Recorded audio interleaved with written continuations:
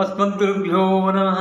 జ్ఞానానందమయం దేవం నిర్మలస్ఫటికాకృతిం ఆధారం సర్వవిద్యానాం హయగ్రీవముపాస్మహే.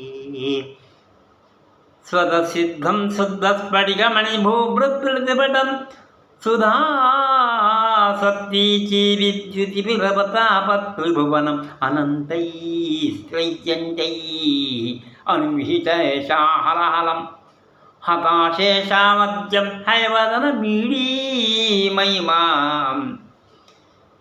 మనం శ్రీ హయగ్రీవ స్తోత్రానికి అర్థాన్ని చెప్పుకుందాం.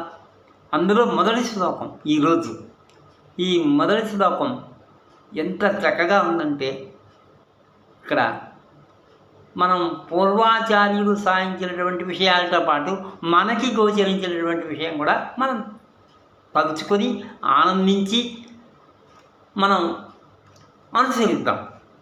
స్వతసిద్ధం అంటే స్వతసిద్ధమైనటువంటి స్వరూపం ఆ పరమాత్మది. అంటే ఆయన అనుకుని తన సంకల్పంతో వారు అవతరించారు. ఎలా అవతరించి దేనికోసం అవతరించారంటే ఈ చేతనందరికీ జ్ఞానాన్ని కలిగించడానికి, అందరికీ చదువు రావడానికి. జ్ఞానం లేకపోతే ఎవరు కూడా జీవించలేరు కదా. అందుకని ఆయన ఎలా ఉంటారట, శుద్ధ స్ఫటికమణి భూభృత్ప్రతిపటం, మాలేమణివన్న అన్నట్టు అక్కడ మణిలాగా ఉండి ప్రకాశిస్తున్నారు. అన్నిటిలోకి కూడా ప్రకాశిస్తున్నారు. అటువంటి అంటే విద్య అనేది, జ్ఞానం అనేది ప్రకాశిస్తుంది కదా. జ్ఞానస్వరూపమే పరమాత్మ కదా, ఓంకార స్వరూపమే పరమాత్మ కదా. అటువంటి మణిభూభృత్ప్రతిపటం అంటున్నారు. ఇంకా సుధా సద్వీజీవి, ఆయన హిమాలయాల్లో ఓ కొండ, ఆ కొండ మీద మంచు కప్పితే తెల్లగా ఉంటుంది, వెండి కొండలాగా. అలాగా స్ఫటికల్లా ఉంటుంది, తెల్లగా ఉంటుంది. అంటే ఏంటంటే మనం ఆ పరమాత్మ గుణాలని మనం అవలంబించుకోవాలి. ఎలాగంటే మన మనస్సు కూడా శుద్ధ స్ఫటికంగా ఏ విధమైనటువంటి కల్మషం లేకుండా ఉండాలి. అలా ఉంటేనే చదువు వస్తుంది. అలా ఉంటేనే మనం జ్ఞానాన్ని ఆర్జించగలము. మణిభూభృత్ప్రతిపటం సుధా సద్విచీరి, సుధా అమృతం, అమృత ప్రవాహం, అమృత ప్రవాహం వస్తుంది. ఏంటి? ఆ కొండల నుంచి, ఆ హిమాలయ కొండలు మనకు తలపు వస్తుంది. ఎక్కడ? ఆ హిమాలయ కొండల నుంచి అక్కడ నీళ్లు, అక్కడ గోదావరి నది, గంగా నది మొదలైనటువంటి ప్రవాహం, భాగీరథి యొక్క ప్రవాహం, తీర్థాలు అన్నీ కూడా కొండల నుంచి వస్తూ ఉంటాయి కదా. అలా త్రిభువనం అనంతైశ్రయ్యంటే అనివేశేషాహలహలం. ఇంకేంటంటే అమృతై అంటున్నారు, అమృతం అంటున్నారు. ఏంటి ఆ అమృతం అంటే, ఇక్కడ గంగానది అమృతం. ఆ గంగానది వస్తుంది ఎలా అంటే, ఇక్కడ మనకి పరమాత్మను చూడాలనుకుంటే ఆ కొండ నుంచి ఇస్తున్నటువంటి నీళ్ళని చూస్తే అదే పరమాత్మ. మనం ఇరుగ్గా లోపలికి వెళ్ళి చాలా కష్టపడి పరమాత్మను చూస్తాం కదా. కానీ ఇక్కడ ఆ కొండే ఆ పరమాత్మగా కనిపిస్తున్నారు. అటువంటి విశేషం. అందుకని ఆ పరమాత్మని తలుచుకొని, అంటే అది జ్ఞానం. అవన్నీ కూడా, ఆ నదులన్నీ కూడా సముద్రంలో కలుస్తాయి. ఎట్లా అయ్యా అంటే, అలా పారేటి శరీరం సముద్రాన్ని కలిసినట్టు. అంటే సముద్రాన్ని ఇక్కడ అని ఏరాహలహలం అటువంటి జ్ఞానం అన్నమాట. ఇక్కడ ఈ జ్ఞానం ఎటువంటిదంటే, తన సంకల్పం చేత మనకి ఇచ్చినటువంటి జ్ఞానం. జ్ఞానం అంటే ఒక వస్తువుని చూస్తే ఇంకో వస్తువు మనకు గుర్తొస్తుంది.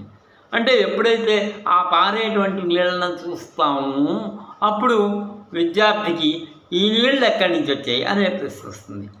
ఆ నీళ్ళు ఎక్కడ? సముద్రుడు, అక్కడ సూర్యుడు సముద్రంలోంచి, నదుల్లోంచి నీళ్ళన్నీ కూడా పీల్చుకొని అక్కడ స్వచ్ఛమైన నీళ్ళని మనకిస్తారు. ఆ విధంగా గురువుగారు ఏం చేస్తారంటే, మనకి అనేకమైనటువంటి విద్యలన్నీ వాళ్ళు సేకరించి మనకి ఏదైతే పనికొస్తుందో, మనం ఏ విధంగా అభివృద్ధి పొందుతామో, మనం రెండు విధాలా కూడా, ఇటు పరమాత్మకి అనుకూలంగాను, ఇటు మనం చేతి వృత్తులకి, మన ఉపాధులకి ఉపయోగించేటట్టు గురువుగారు బోధిస్తారు. వాటినన్నింటినీ కూడా వినాలి. అటువంటి అమృతం అన్నమాట. అటువంటి అమృతాన్ని మనం సేకరించుకొని ఆ హయగ్రీవుని యొక్క కటాక్షాన్ని పొందాలి.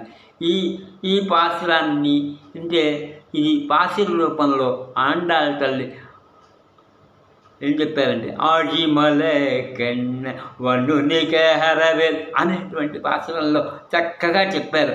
అంటే గురువుల యొక్క స్వభావాన్ని వారు చెప్పడం జరిగింది. త్రిభువనం, ఆ త్రిభువనాలు కూడా ప్రకాశిస్తున్నారట. అనిమిత ఏషాహలహలం, అక్కడ అనంతమైనటువంటి జనసమూహానికి కూడా విద్యనందించేటువంటి స్వామి ఆ హయగ్రీవుడు. అటువంటి హయగ్రీవుడు మనల్ని చదువుకొని అందరం కూడా హయగ్రీవుడిని సేవించుకొని విద్యని సేకరించుకొని మనందరం కూడా జ్ఞానవంతులం అవుతాం. ఏంటయ్యా అంటే ఏ విధంగా అందించారు అంటే మొట్టమొదట ఇక్కడ మేఘ రూపంలో అందించారు. మేఘం, ఆ మేఘం అరవడం అంటే మేఘం మురుగుతుంది, అది ఓంకారం అనే వేదాలు, సర్వవేదాలు అది, అందులోంచి కూడా విజ్ఞానం ఉంది. అలాగే కృష్ణుడు ఏం చేశారంటే శంఖం ఊది ఓంకారాన్ని ఊది ఆ ఓంకారంలో ఉండేటువంటి పరమాత్మని, అక్కడ ఉండేటువంటి వేద స్వరూపాన్ని చూపించారు. రాములు వారు ఏం చేశారంటే ఆయన ఎక్కడ శబ్దం చేయలేదు.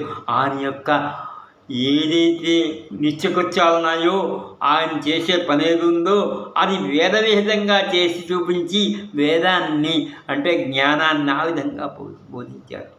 ఇక శ్రీ కూర్మనాథ స్వామి ఏం చేశారంటే ఆయన ఒక యంత్రాన్ని మనకి చూపించారు. మజ్జిగ చిలికేటువంటి యంత్రాన్ని ఒకటి చూపించి యంత్రాలన్నీ కూడా ఇలాగే నడుస్తాయి. మరి అదంతే చాలా ఆశ్చర్యం కదా.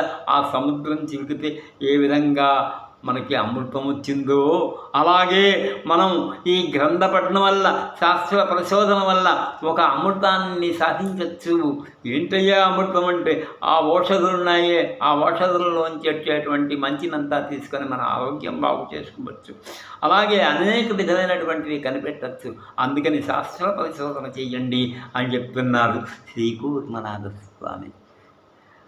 అలాగే మనకి అందరూ కూడా అందరి ఏ పరమాత్మ అయినా సరే అక్కడ ఏ రూపంలో ఉన్నా సరే మనకి జ్ఞానాన్ని బోధిస్తారు.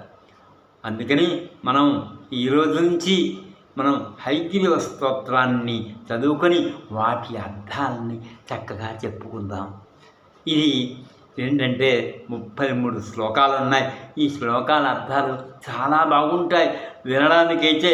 నీకు కూడా అంటే మనం శ్రద్ధగా విన్నట్లయితే అర్థాన్ని మనకి ఇది అర్థమవుతుంది.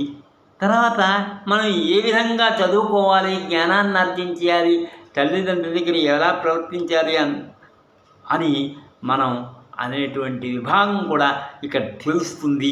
అందుకని హయగ్రీవ స్తోత్రాన్ని అర్థం తెలుసుకుందాం. ఈ 33 శ్లోకాలు రోజుకో శ్లోకం చెప్పిన మనం తెలుసుకొని ఆనందించి దాన్ని ఆచరించి అందరం కూడా విజ్ఞానం అయిపోదాం. ఋగ్వేదస్వామ రూపాయ వేదాహరణ కర్మణే ప్రణవోద్గీతవపుషే మహాస్వ శిరసే నమః. ఉద్గీత ప్రణవోద్గీత సర్వవాగీశ్వరేశ్వర సర్వవేదమయాచించ సర్వం బోధయ బోధయ. స్వస్తి. మంగళం కోసలేంద్రాయ మహనీయ గుణాద్వయ చక్రవర్తి తనూజాయ సర్వమాయ మంగళం.